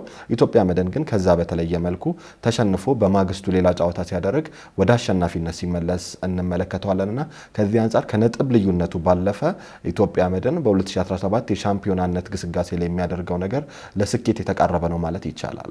ቅድም ያነሳው ሀሳብ ወደኋላ ለመለሰ ነው። ያው ከአቅም በታች የመጫወት ጉዳይ በኢትዮጵያ ፕሪሚየር ሊግ በተለያዩ ዓመት እንደሚነሳ ይታወቃል። ባለፈው ሳምንት ላብነት ብንጠቅስ በ32ኛው ሳምንት 3 ተጫዋቾች ራሳቸው ለግብ አስቆጥረው ነበር። እንግዲህ መሳሳት ላይ ፈቀድ ነው። ከዚህ በኋላ ባለው እንቅስቃሴ እግር ኳስ የስተት ስፖርት እንደሆነ ይታወቃል። ለምሳሌ ኢትዮ ኤሌክትሪክ ከወላይታ ዲቻ ባደረጉት ጨዋታ ላይ የወላይታ ዲቻ አማካይ ክፍል ተጫዋች ቴዎድሮስ ታፈሰ ራሱ ለግብ አስቆጥሮ ነበር። ይህ በጣም ጩኸት ያስነሳ ጉዳይ ነው። አዳማ ከሀዲያ ሆሳዕና ሲያደርግ በረከት ወልደየስ ራሱ ለግብ አስቆጥሯል። በጣም ጩኸት ያስነሳ ጉዳይ እንደሆነ የተመለከትነው ይመስለኛል። በአጠቃላይ ዳኝነት ላይና ተጫዋቾች ላይ ስህተቶች በታዩ ቁጥር ይህንን ነገር መምዘዙ በጣም አስቸጋሪ የሆነ የመጣ ይመስለኛል። ተጫዋቾች ከጫና ውጭ ሆነው መጫወት ሊከብዳቸው ይችላል። አሁን ቀሪዎቹን 4 ሳምንታት ዳኞች ከጫና ውጭ ሆነው ዳኝነታቸውን መስራት ሊከብዳቸው ይችላል። ምክንያቱም እያንዳንዱ ስህተት የሚመዘዘው ጨዋታን ከመልቀቅ ጋር ወይም ከአቅም በታች ከመጫወት ጋር እየተደረገ እንደሆነ ይታወቃል። ምናልባት እጃቸው ያለባቸው ተጫዋቾችም፣ አሰልጣኞችም፣ ዳኞችም የቡድን አመራሮችም ሊኖሩ እንደሚችሉ ይጠረጠራል። ግን ሁሉም እንቅስቃሴ በዚህ ልክ ነው ብሎ መደምደም ደግሞ ልክ እንዳልሆነ ይሰማኛል። ወደ ሻምፒዮን ስንሄድ መድን በአሰልጣኝ ገብረመድህን ኃይሌ እየተመራ እንግዲህ አሰልጣኝ ገብረመድህን ኃይሌ ከመቀሌ ጋርም ከጂማ ጋርም 2011 2010 እና 2011 ሻምፒዮን እንደሆኑ ይታወቃል። ይህ ባለልምዱ አሰልጣኝ 2017 ዓ.ም ከኢትዮጵያ መድን ጋር ሻምፒዮን የመሆን እድሉ ሰፊ ይመስለኛል። ከሁለት ጨዋታዎች በኋላ የሚለይ ነው። ኢትዮጵያ ቡና እየተከተለው የሚገኘው ኢትዮጵያ ቡና እንደመሆኑ መጠን ያላቸው ነጥብ ልዩነትም ሰፊ ነው። ኢትዮጵያ መድን ያለው የስኳድ ጥራት ወይም ደግሞ ቀደም ያነሳው ከነበረው ቢሸነፍ መልሶ ማሸነፍ የሚችል ቡድን እንደሆነ ከመመልከታችን አንፃር የ1990 ኢትዮጵያ ፕሪሚየር ሊግ ከጀመረ በኋላ አዲስ ሻምፒዮን የሚያገኝ ይመስለኛል። 2017 ዓ.ም ላለፉት ረጅም ዓመታት አሰልጣኝ ገብረመድህን በኢትዮጵያ ፕሪሚየር ሊግ ሲያሰለጥኑ ለሶስት ከተለያዩ ክለቦች ጋር ያሰለጠነ ያሸነፈም የመጀመሪያው አሰልጣኝ የመሆን እድል በእጁ የያዘ ይመስለኛል። በአጠቃላይ ፕሪሚየር ሊጉ ውዝግብ ባለው 4 የሊግ ጨዋታዎች ይቀራሉ። እነማን ሁለቱ ይወርዳሉ የሚለው ግን አሳሳቢ ሆኗል። የሐዋሳ ማምለጥ ግን መነሳት ያለበት ይመስለኛል። አዎ የሐዋሳ ነጥቦች ማስመዝገብ በጣም ከፍተኛ ነው ማለት ይቻላል። በሁለተኛ ዙር ከጀመረ በኋላ በሚገርም ሁኔታ ለዋንጫ እየተፎካከሩ የሚገኙት ኢትዮጵያ መድንና ኢትዮጵያ ቡና ናቸው። በአሁኑ ሰዓት ላይ የዋንጫ ፉክክር ውስጥ የሚገኙ ክለቦች በሚገርም ሁኔታ ሐዋሳ ከተማ ከነሱ በመቀጠል በሁለተኛ ዙር ላይ ከፍተኛ ነጥብ ያስመዘገበ ቡድን ነው። ኢትዮጵያ ቡና ነው በሁለተኛ ዙር እስከ 32ኛ ሳምንት በነበሩ ጨዋታዎች 29 ነጥቦችን በማስመዝገብ በሁለተኛ ዙር ላይ ከፍተኛ ነጥብ ማስመዝገብ የቻለው። ኢትዮጵያ መድን በ28 ይከተላል። ሐዋሳ 26 ነጥቦችን አስመዝግቧል። በሙልጌታ ምህረት ማስመዝገብ ከሚጠበቅባቸው 33 ነጥቦች ነው ይህንን ሁሉ ማሳካት የቻሉት። ሐዋሳ ከተማ ከፍተኛ ግስጋሴ ላይ ነው የሚገኘው ማለት ይቻላል። ምናልባት በመጀመሪያ ዙር ውድድር ላይ የሆኑ ነጥቦች ኖሮት ቢሆን ምናልባት ከኢትዮጵያ ቡናና ከባህር ዳር ከተማ ጋር ሶስተኛና ሁለተኛ ቦታን ለማግኘት የሚፎካከር ክለብ መሆኑን በይበልጥ አስመስክሯል ማለት ይቻላል። ሐዋሳ ከተማ ላይ የተደረጉ ጨዋታዎች ጠቅመውታል።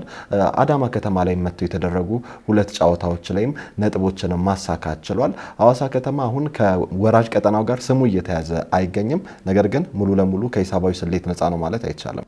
በዚህ እንቅስቃሴ ውስጥ አሰልጣኝ ሙልጌታ ምህረት መመስገን ወይም ደግሞ መበረታታት አለበት ብዬም አስባለሁ። አሰልጣኙ ቡድኑን ሲረከብ የነበረው ቡድኑ 15 ነጥብ ነበር። በአጠቃላይ ወራጅ ቀጠና ውስጥ የነበረ የመውረድ ነገሩ በጣም አሳሳቢ ውስጥ የነበረ 1990 ፕሪሚየር ሊግ በ8 ክለቦች መካከል ሲካሄድ ከነበሩ ቀሪ ቡድኖች መካከል ኢትዮጵያ ቡናና ሐዋሳ ብቻ ነበር ያልወረዱት ተብሎ ይወራ ነበር። ሐዋሳ ከ1990 በኋላ ሊወርድ ነው የሚል ብዙ ስጋት ነበር፣ በደጋፊዎች ተቃውሞ ነበር። አሰልጣኝ ሙልጌታ ምህረት ታዳጊ ቡድን ጀምሮ እስከ ዋናው ቡድን ድረስ ያገለገለውን ከዛ በኋላ አሰልጣኝም በመሆን በምክትልና ዋና አሰልጣኝ ያገለገለውን ክለብ በድጋሚ እንዲያሰለጥን እድል ተሰጥቶት ቡድኑን አሁን ላለበት 41 ነጥብ እንዲደርስ አድርጎታል። አሰልጣኙ እንግዲህ እኔ ተጫዋቾቹን አብሯቸው አልቆየም። ለአጭር ጊዜ ውስጥ ነው ዝግጅት ያደረጉት ሁለተኛ ዙር። ያንን ነገር ሰርቶ እዚህ ጋር ማምጣቱ ለአሰልጣኙ ወደፊት ሲቪ የተሻለ ነው ብዬ የማስብበት እድል አስመዝግቧል ብዬ አስባለሁ። አንድ ሌላ መነሳት ያለበት ግን የአዳማ ይመስለኛል። አዳማ ውድድሩ ወደ አዳማ ከመጣ በኋላ 6 ተከታታይ ነጥቦችን አሳክቷል። ከዛ በኋላ ለአለመውረድ የሚደረገው ፉክክር ውስጥ በቅርበት እየተከታተላቸው ይገኛል። አዳማ ሐዋሳ በነበረ ውድድር ላይ አዳማ አብቅቶለታል መባል ጀምሮ ነበር። ግን በሜዳቸው ከመጣ በኋላ በአዳማ ሳይንስና ቴክኖሎጂ ዩኒቨርሲቲ ውድድሩ መካሄድ ከጀመረ በኋላ ተከታታይ 6 ነጥቦችን አሳክቷል። ላለፉት 6 ወይም 7 ጨዋታዎች ላይ አንድ ጨዋታ ብቻ ነው የተሸነፈው። ከዛ አንጻር በጣም ጠንካራ ፉክክር ውስጥ የገባ ይመስለኛል። መጨረሻ ላይ የሚወርዱት ሁለቱ ክለቦች እነማን ናቸው የሚለው ከሻምፒዮኑ በላይ ለኔ የሚያጓጓኝ ይመስለኛል። አዎ ነገር ግን የአዳማ ከተማና የሐዋሳ ከተማን ካነሳ ካይቀር የሜዳ አድቫንቴጅ የሚለውን በደንብ መነሳት አለበት ብዬ አስባለሁ። ሊግ ካምፓኒው በቀጣይነት ሊያስብበት ከሚገባቸው ጉዳዮች ውስጥ አንዱ በአንድ ቦታ ላይ ታጥሮ መጫወት የሚለውን ነገር ሊታሰብበት ይገባል ብዬ አስባለሁ። ክለቦቹን አንደኛ ከአድቫንቴጅ አንጻር ነው መመልከት አለብን ብዬ ማስበው። ሐዋሳ ከሰበሰባቸው በርካታ ነጥቦች ውስጥ ሐዋሳ ከተማ ላይ የሰበሰበው ነጥብ ነው። ምናልባት የአሰልጣኝ መለወጥ፣ ተጫዋቾቹ ላይ ተነሳሽነት መፍጠር፣ እነዚህን እንደ ፋክተር ልንመለከታቸው የምንችላቸው ጉዳዮች እንደሆኑ ሳይረሳ የሜዳ አድቫንቴጅም ግን አንድ ፋክተር ሊሆን የሚችል ነው። ይሄ አዳማ ከተማም እያሳየን ይገኛል። ምናልባት ድሬዳዋ ከተማ ላይ ቢሆን ደግሞ ድሬዳዋ ከተማም ይህንን አድቫንቴጅ ተጠቃሚ ይሆናል ማለት ነው። ምናልባት ደግሞ መቀሌ ላይም ብለን በምናስብበት ሰዓት ላይ እንደዚህ አይነት አድቫንቴጆች ይኖራሉና በቀጣይነት የሊግ ካምፓኒው ከሚያስባቸው ነገሮች ውስጥ አንዱ ክለቦች ሜዳ መርጠው በተለያዩ ሜዳዎች ላይ የራሳቸው ሜዳ አድርገው እንዲጫወቱ የሚል ሀሳብ ይዟል። ከዚህ ጋር በተያያዘም ለወራጅ ቀጠናውም በተጨማሪ በተጨማሪም ደግሞ ለሻምፒዮናውም ትልቅ ለውጦች መፍጠሪያ ናቸው ብዬ አስባለሁ። አዳማ ሲመረጥ የተመረጠው ከ2 ሳምንት ወይም ከ3 ሳምንት በፊት እንደሆነ ይታወቃል። አዳማ ላይ ውድድሩ ለ6 ሳምንታት እንደሚካሄድ ያልክ አይደለም። ምክንያቱም አዳማ ላለመውረድ የሚፎካከር ቡድን ነው። የሜዳ አድቫንቴጅ ይወስዳል። ከብዙ አንግል ደጋፊ ያገኛል። የሜዳ አድቫንቴጅ ይወስዳል። ተጫዋቾቹ እዛው ናቸው። ብዙ ድጋፍ የሚያገኙበት እድል እንዳለ ይታወቃል። ቀድሞ አመቱ መነሻ ላይ ይሄ ጨዋታ ከዚህ ሳምንት እዚህ ነው የሚካሄደው የሚል ፕሮግራም ወጥቶለት ቢሆን ኖሮ ምናነሳቸው አድቫንቴጆች ከተገኙ ኦልሬዲ በመጀመሪያ በወጣው ፕሮግራም መሰረት ሊሆን እንደሚችል ይታወቃል። ግን ቡድኑ ወራጅ ቀጠና ውስጥ ባለ ሰዓት የራሱ ሜዳ እንዲያገኝ እድል መስጠት ልክ እንዳልሆነ ይሰማኛል። ሀዲያ ሆሳዕና ሐሙስ ቀን 9 ሰዓት ላይ ከመቻል ጋር ጨዋታውን ያደርጋል። በ32ኛ ሳምንት መሸነፉ ይታወሳል። ብዙ ውዝግቦች እየተነሱበት የሚገኘው ሀዲያ ሆሳዕና 43 ነጥብ ላይ ቆሟል። ሀዲያ ሆሳዕና 43 ነጥብ ላይ ከመቆሙ ባለፈ በሁለተኛ ዙር ላይ ነጥብ እያስመዘገበ አይገኝም። በርካታ ጉዳዮች ነው የሚነሳው ከክለቡ ጋር በተያያዘ የወጥነት ችግር በደንብ እየተመለከተን እንገኛለን። የመጀመሪያ ዙር ውድድር ሲጠናቀቅ በ19ኛ ሳምንት ላይ ሁለተኛ ደረጃን ይዞ የጨረሰ ቡድን እንደሆነ ይታወቃል። ሀዲያ ሆሳዕና አሁን 43 ነጥቦችን ይዞ ከመሪው በበርካታ ነጥቦች ርቆ ነው የሚገኘው። የ20 ነጥብ ያክል ልዩነት ነው ያለው ከመድን ጋር። በመጀመሪያ ዙር ውድድሩ ሲጠናቀቅ በ5 ነጥብ ነበር ልዩነታቸው። መድን 35 ሀዲያ ሆሳዕና 30 ሆኖ ነበር እየጨረሰው። የ20 ነጥቦች ልዩነት ማለት 15 ነጥቦች ልዩነት ወይም ደግሞ የ5 ጨዋታዎች ልዩነት ነው ያለበት። የ5 ጨዋታዎች የማሸነፍ ልዩነት ከመሪው ጋር ለዋንጫ ባይፎካከረ እንኳን እዛ አካባቢ ላይ በደንብ ይቆማል የሚል ሀሳብ ነበረ።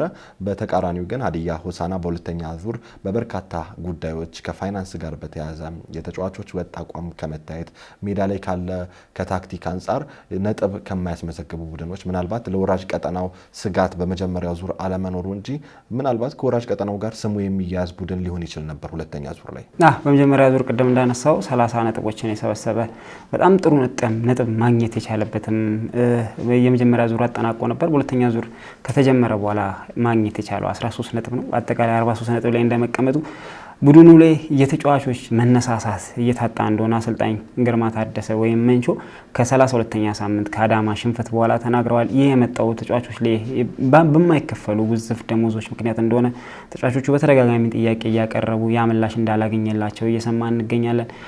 አሁን ከስጋቱ ውጭ ቢሆኑም ይህ ነገር መቼ ነው መቀረፍ ያለበት? ሁሌ አሰልጣኙ እኔ መናገር አልፈልግም የሚል መልእክት ያስተላልፋል። መናገር የፈለገው ነገር ግን አብዛኛው ደጋፊ ይረዳዋል ብዬ አስባለሁ። ተጫዋቾች የ3 ወር ደሞዝ እንዳልተከፈላቸው ኢንሴንቲቭ እየተሰጣቸው እንዳልሆነ እየሰማ እንገኛል። ይሄ መቀረፍ ያለበት በቀጣይም ሁሌም የሚነሳ ሀሳብ አለ። በቀጣይ መስተካከል አለበት፣ እናስተካክላለን የሚሉ ነገሮች መቀረፍ እንዳለባቸው ይሰማኛል። ውጤት መጥፋቱ አንደኛው ምክንያት ይህ ይመስለኛል። የተጫዋቾች የአሰልጣኝ ድክመት ቢኖረውም እንዳጠቃላይ መነሻ በተጫዋቾችም ጋር በአሰልጣኞቹ ጋር የሚነሳው ተገቢ ክፍያ እየተፈጸመልን አይደለም የሚል ሀሳብ ነው። እንደ አንድ ፋክተር ነው ይሄንንም ልንመለከት የምንችለው። ተጫዋቾች ያለ ደሞዝና ያለ ኢንሴንቲቭ ለውጤት ተጋድለው ውጤት ካላመጡ ብለን መጠበቅ አለብን ብዬ አላስብም። ምናልባት እንደውም ሀዲያ ሆሳዕና ላይ በርካታ ታዳጊ ተጫዋቾች ወይም የአካባቢው ልጆች ስላሉ እንጂ ሌሎች ክለቦች ላይ እነዚህ አይነት ነገሮች ሲኒየር ተጫዋቾች የበዙበት ክለቦች ላይ እንደዚህ አይነት ነገሮች ሲፈጠሩ ኳስ እስከ ማቆም በተጨማሪም ደግሞ ሜዳ ላይ የሚታየው የውጤት መቀዛቀዝም ከዚህም ሊወርድ ይችል ነበር። ሀዲያ ሆሳዕና በሁለተኛ ዙር ላይ ማስመዝገብ ከሚጠበቅበት 33 ነጥቦች ውስጥ 13 ነጥብ ነው ያስመዘገበው። በጣም ትንሽ ነጥብ ነው፣ ከግማሽ በታች ነው ያስመዘገበው። በመጀመሪያ ዙር ለዋንጫ ፉክክር ውስጥ አለ የሚባል ክለብ ነበር። እነ ቡና እነ ባህር ዳር እታች ነበሩ ከሀዲያ ሆሳዕና። ዛሬ ግን የደረጃ ሰንጠረዡን በምንመለከትበት ሰዓት ላይ የተገላቢጦች ሆኖ ነው የምንመለከተው። ሀዲያ ሆሳዕና ቅድም ለመጥቀስ እንደሞከርከው ለሜዳ ውስጥ ችግር የፋይናንሱ ችግር እንደ አንድ ማሳያ ሊሆን ይችላል። ነገር ግን ከዛ ባለፈ ሁለተኛ ዙር ላይ ምንም አለመሰራቱ ሌላው መሸፈኛ መሆን አለበት ብዬ አላስብም። የፋይናንሱ ማለት ነው። ከተጫዋቾች ዝውውር ጋር በተያያዘ ሀዲያ ሆሳዕና በሁለተኛ ዙር 3 ተጫዋቾችን ማስፈረሙ ይታወሳል። የመለሰ ሚሻሙ አለመኖርም ቡድኑን በብዙ ጎድቶታል የሚለው ደግሞ ሌላው አሳማኝ ነጥብ ነው። ከሱ ጋር በተያያዘ 2 ተጫዋቾችን በመሀል ክፍሉ ላይ ሀዲያ ሆሳዕና አስፈርሟል። ነገር ግን ምን ያህል ፈንክሽናል ሆነው እነዛ ተጫዋቾች አገልግሎት እየሰጡ ነው የሚለው ጥያቄ ያስነሳል። መልመላው ላይ ምንም ጥያቄ ያስነሳም። ደካማ መልመላ እንደተደረገ ሜዳ ውስጥ ተጫዋቾቹ በነበራቸው ቆይታ ተመልክተናል። ያ ነገር በቀጣይ በክረምት መደገም አለበት ብዬም አላስብም። አንድን ተጫዋች መተካት ከተቻለ መተካት የሚገባው በተቀራራቢ አቅም በራሱ ሌቭል ባይገኝም ወይም ደግሞ ከዛ የተሻለ ባይገኝም በተቀራራቢ አቅም መተካት እንዳለበት እናውቃለን። ከዛ አንጻር ያን ውሳኔ የተወሰነ አይመስለኝም። የግድ ቲሴሪያው ቦታ ስም መመዝገብ ስላለበት ብቻ ተጫዋቾችም ማዘዋወር ልክ ነው ብዬም አላስብም። ወጣት ቡድን ውስጥ ያሉ ተጫዋቾች አሉ። ወጣቶችን ቡድን ውስጥ እንዳሉ እነሱ መጠቀም የሚቻልበትም እድል አለ ብዬ አስባለሁ። ከመቻል ጋር ሐሙስ ቀን ከቀኑ 9 ሰዓት ላይ ሀዲያ ሆሳዕና 33ኛ ሳምንት ጨዋታውን ያደርጋል። በዛ ጨዋታ ላይ ምን አይነት ውጤት ያስመዘግባል የሚለው ይጠበቃል። መቻልም የሀዲያ ሆሳዕና አይነት ችግር ያለበት ቡድን እንደሆነ ይታወቃል። ከፋይናንስ ጉዳይ ጋር በተያያዘ ሳይሆን ከውጤት ጋር በተያያዘ ማለት ነው። መቻል አምና ትክክለኛ የሊጉ ተፎካካሪ ነበር። ለጥቂት ነው በኢትዮጵያ ንግድ ባንክ ተበልጦ ዋንጫውን እየተነጠቀው። በዘንድሮ ዓመትም የኢትዮጵያ መድን ጠንካራ ተፎካካሪ ይሆናል ተብሎ ተጠብቋል። ውድድሩ ሲጀምር እንደውም ለሻምፒዮንነት ከሚገመቱ ቡድኖች ውስጥ ግንባር ቀደም መቻል ነበር። አምና ካሳየው በተለይ አምና ሁለተኛ ዙር ላይ ከኢትዮጵያ ንግድ ባንክም በላይ የመቻል ወጥ አቋም ነበር እና የታየው። ከዚህ አንጻር ለዋንጫ ተጠባቂ ነበር መቻል። ነገር ግን ከአንደኛ ዙር ላይም የተወሰኑ ክፍተቶች ነበሩ። ሁለተኛ ዙር ላይም ተመሳሳይ እነዛ ክፍተቶች ጎልተው ነው የታዩበት። ሁለተኛ ዙር ላይ መቻል 16 ነጥቦችን ነው ያስመዘገበው። የመጀመሪያ ዙር ውድድር ሲጠናቀቅ መቻል 27 ነጥቦችን ይዞ ነበር የጨረሰው 19ኛ ሳምንት ላይ። ዛሬ 33ኛ ሳምንት ጀምሯል። መቻል እስካሁን 30 ጨዋታዎችን ማድረግ ችሏል። የሰበሰበውን ነጥብ ተመሳሳይ ከሀዲያ ሆሳዕና ጋር 43 ነጥቦች ነው። መቻልም በተመሳሳይ የውጤት ቀውስ ውስጥ ያለ ቡድን ነው ማለት ይቻላል። ከስኳድ ጥራት አንጻር ከተሰበሰበበት ጊዜ አሁን ልጆቹ ሁለተኛ ዓመት ላይ ቡድኑ በደንብ የቆዩበት እድል ነበረ። አሰልጣኝ ገብረ ክርስቶስ ቢራራም ሁለተኛ ዓመታቸው ነው ከመቻል ጋራ የሚጠበቅባቸው ነገር አለ። ከተሰበሰበው ተጫዋች ጥራት አንጻር እነ ሽመልስን የሚያክል ሲነር ተጫዋቾች የተሰበሰቡበት ነው እና አስቻለው ታመነን የመሰለ የኢትዮጵያ ፕሪሚየር ሊግ 2 ጊዜ ኮከብ ተጫዋች በመሆን የተመረጠ የኢትዮጵያ ብሔራዊ ቡድን አምበል አስቻለው ግርማ አለበት። በርካታ ወጣት ተጫዋቾችም ተስፈኛ ቡድን ያለበት እንደመሆኑ መጣል መቻል የሚጠበቅበት የሊጉን ሻምፒዮናል የሚል ነበር። ያልተጠበቀው ኢትዮጵያ መድን ሊጉ አናት ላይ ነው። መቻል ደግሞ ያለው በደረጃ በ43 ነጥብ እንደሆነ ይታወቃል። ከዛ አንጻር ሀዲያ ከመቻል የሚያደርገው ጨዋታ ማን ባለድል ይሆናል፣ ማንስ ከወገብ በላይ ሆኖ ለማጠናቀቅ የሚደረገው የሁለቱ ፉክክር ላይ ማን ባለድል ይሆናል የሚለው ይጠበቃል። ሰዓት ሊገድበን ነው። ሰዓት ሊገድበን ነው። የሁለቱ አሸናፊ በሊጉ በ2018 መቆየቱን በሂሳባዊ ስሌት ያረጋግጣል። አሸናፊ ከተገኘለት፣ አሸናፊ ካልተገኘለትም የነ መቀሌ ውጤት ላይ ተመስርቶ ምናልባት የሆኑ ነገሮች ሊባሉ ይችላል ከቁጥር አንጻር። ከቁጥር ባለፈ ግን መቻልም ይሁን ሀዲያ ሆሳዕና በቀጣይ ዓመት የኢትዮጵያ ፕሪሚየር ሊግ ተሳታፊ ናቸው የሚለው በበርካታ መልኩ አጨቃጫቂ አይመስለኝም። ወደ ቀጣይ ርዕሰ ጉዳያችን እንለፍ። ካለን ሰዓት አንጻር አጠር አድርገን ነው የምናነሳው። የኢትዮጵያ ታዳጊዎች ፕሪሚየር ሊግ በሐዋሳ ከተማ መደረጉን ቀጥሏል። ይህ ውድድር እንደሚታወቀው በሁለት ከተማዎች ላይ አመቱ ሙሉ ሲደረግ የነበረ ውድድር እንደሆነ ይታወቃል። ቡራዩና አሰላ ከተማ ላይ 5 ክለቦች ታዲያ ለማጠቃለያ ውድድር ወደ ሐዋሳ ከተማ አቅንተዋል። ከ10 ክለቦች ውስጥ 9 ነበሩ በሐዋሳ ከተማ የተገኙት። ሀዲያ ሆሳዕና አልተገኘም ነበር ለውድድሩ ቢሻገርም፣ ነገር ግን ከፋይናንስ ችግር ጋር በተያያዘ አለመሻገሩን ባለፈውም ለመግለጽ ሞክረናል። ወደ ግማሽ ፍጻሜ መርሃ ግብር ያለፉ 4 ቡድኖች ተለይተዋል፣ በሁለቱ ምድብ ላይ ማለት ነው። አዳማ ከተማና አርባ ምንጭ ከተማ ከምድብ 1 ማለፋቸውን ሲያረጋግጡ ወደ ግማሽ ፍጻሜ፣ ሲዳማ ቡናና ኢትዮ ኤሌክትሪክ ደግሞ ከምድብ 2 ወይም ሀዲያ ሆሳዕና ቀደም ሲል ተደልድሎበት ከነበረው ምድብ ያለፉ ክለቦች መሆናቸው ታውቋል። በግማሽ ፍጻሜውም አዳማ ከተማ ከኢትዮ ኤሌክትሪክ፣ ሲዳማ ቡና ከአርባ ምንጭ ከተማ ጋር እንደሚጫወቱ ያገኘነው መረጃ ያመለክታል። ሀዲያ ሆሳዕና ወጣት ቡድን እዚህ ጋር ቢኖር ምን አይነት ውጤት ያስመዘግባል የሚለው የሚጠበቅ ነበር፣ አልተሳካም። በመጨረሻም ቻምፒየንስ ሊግ ተጠናቆ ነበር። ቻምፒየንስ ሊግ ተጠናቋል። ለመጀመሪያ ጊዜ አሸናፊ የሆነ ክለብን በማሳወቅ ነው የአውሮፓ ቻምፒየንስ ሊግ የተጠናቀቀው። ፓሪስ ሴን ጀርመን ለመጀመሪያ ጊዜ በታሪኩ የአውሮፓ ቻምፒየንስ ሊግን ዋንጫ ከፍ አድርጎ ማንሳት ችሏል። ከኢንተር ሚላን ጋር ነበር ቅዳሜ ዕለት የተገናኘው። 5-0 ነው ያሸነፈው። የፍጻሜ ጨዋታ አይመስልም ነበር። በፍጹም በላይነት ነው ማለት ይቻላል። ያው ሉዊስ ኤንሪኬ ምን አይነት አሰልጣኝ እንደሆነ በደንብ ያስመሰከረበት እንደሆነ መመልከት ችለናል። ከባርሴሎና ጋር ከዚህ ቀደም የአውሮፓ ቻምፒየንስ ሊግን ማሳካቱ ይታወሳል።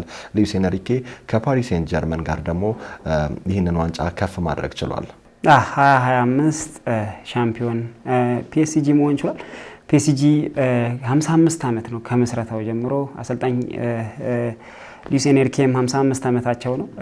እኩያ አመቾቹ ፒኤስጂ እና አሰልጣኝ ኤንሪኬ ለመጀመሪያ ጊዜ ሻምፒዮን መሆን ችለዋል በፒኤስጂ ቆይታቸው። ፒኤስጂ ከ55 ዓመት በኋላ በጣም ለረጅም ዓመት ሲፈልገው የነበረውን ዋንጫ ያነሳ ይመስለኛል። ከዚህ ፊት ሰርጂዮ ራሞስን፣ ሊዮኔል ሜሲን፣ ኤምባፔን፣ ኔይማርን የያዘው ቡድን ይህን ማሳካት እንዳልቻለ በጣም ሲተችም እንደነበረ ይታወቃል።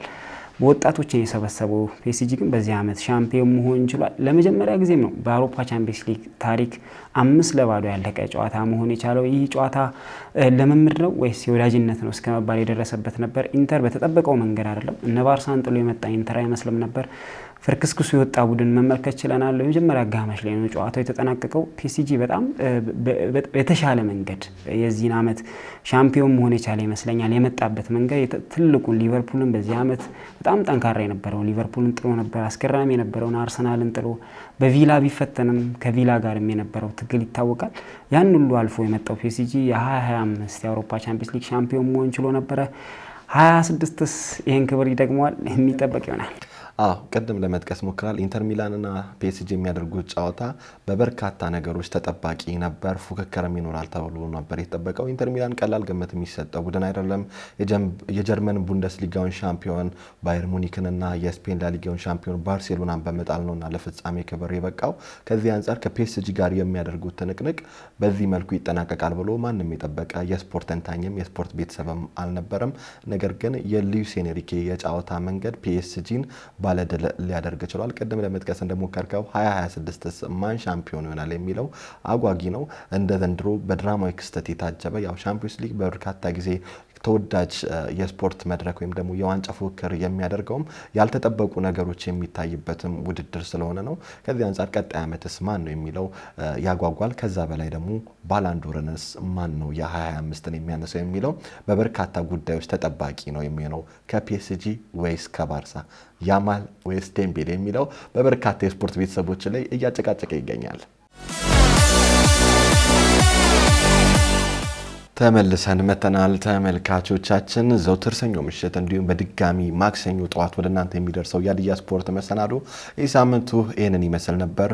ፕሮግራሙን አዘጋጅቶ ወደ እናንተ በማድረስ ናሆም ዮሐንስና ታሪኩ አበራ ከመላው የስቱዲዮ ባለሙያዎች ጋር በመሆን ነበር። ከቀሪ የሀዲያ ቴሌቪዥን ዝግጅቶች ጋር ሰናይ ጊዜ ተመኘን። እስከ ሳምንት፣ መልካም ሳምንት።